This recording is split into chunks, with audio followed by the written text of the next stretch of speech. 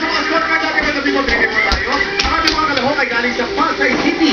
Ang Pasay ay galing sa pangalan Dayang Pasay. Isang mayamang Muslim ng panahon ng mga praile na nag-donate ng kanyang lupa. Ito po ang Pasay City po ngayon. Nung araw,